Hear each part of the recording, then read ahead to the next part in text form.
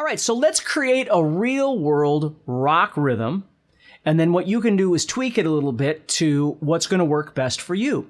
I'm going to be using A, G, and D. I'm going to be strumming. I'm going to be stopping the strings. I'm going to be doing some pushing. Remember we talked about pushing the rhythm? I'm going to be doing all of these things. I'm going to be going from A to G to D, going...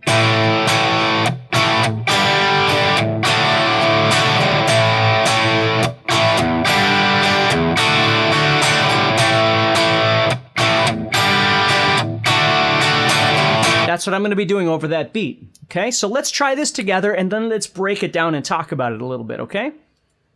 So here we go. A, G, and D, however you like. 1, 2, ready, and...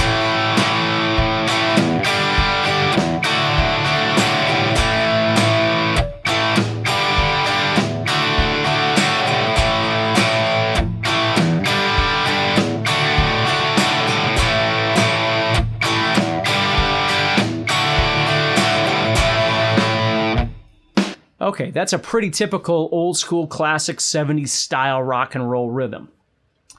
Now, step number 1 would be, how do we want to play these chords, right? Do you want to play them as open chords? Do you want to play them as open power chords? Do you want to play them as power chords? That's entirely up to you. Okay, I was playing A as an open power chord, G as an open power chord, and then D is just a D, which often I do. Okay. I don't always take this middle finger off. It doesn't really bother me to have it there. It's not really affecting anything for me. Okay, and then what you'll notice is I did this down strumming. Okay, now there were some strums in there though, where I'm stopping the strings. So right there, you'll hear me doing some scratching, and there's a couple of different ways that I scratch. One way is to scratch, like we've talked about. Another way I'll scratch is that I'll physically strum the strings with a palm mute.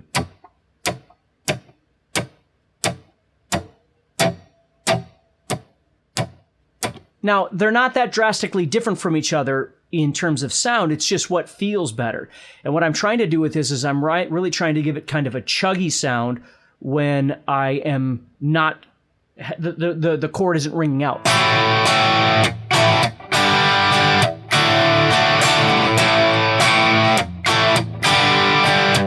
So when I do that, when I do this where my wrist is actually going down and smacking the strings like this, it enables me to keep this chord on.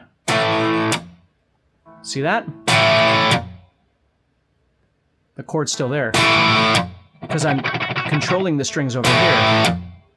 Now, if that's really weird for you, you can do it like we talked about, by lifting up the pressure a little bit, touching here a little bit, and getting your scratch there. So I'm getting... So you can see how I've got all these different scratches in there.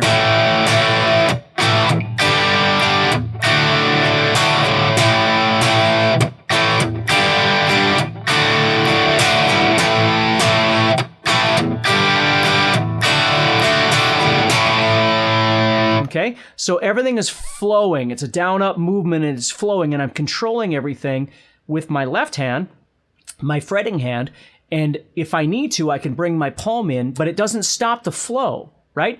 Now, we could do that exact same thing again, but this time do it with the down-strumming Cro-Magnon kind of thing. So let's try that once. See how that changes a little bit in the feel and the sound, okay? 1, 2, ready, go.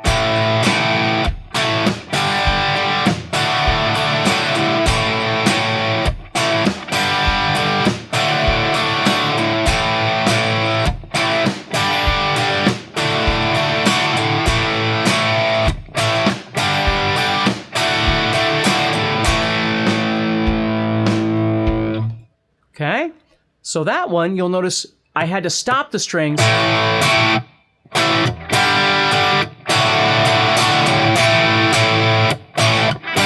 Okay, which kind of reminds me of like Shoot to Thrill by AC/DC with that.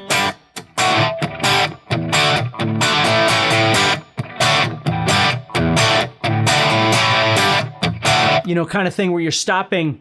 You want to do this. You add all this stuff in, but they're really not. Like, they're just going.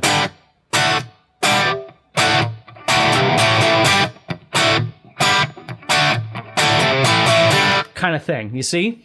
So it's leaving that space, and it actually sounds quite nice like that. So that's a real world example of how would you approach playing the chords, whether you're using open power chords, power chords, whatever you'd like, and then deciding what's the best way of being able to strum this, yet be able to control the strings to get the sound that you're looking for.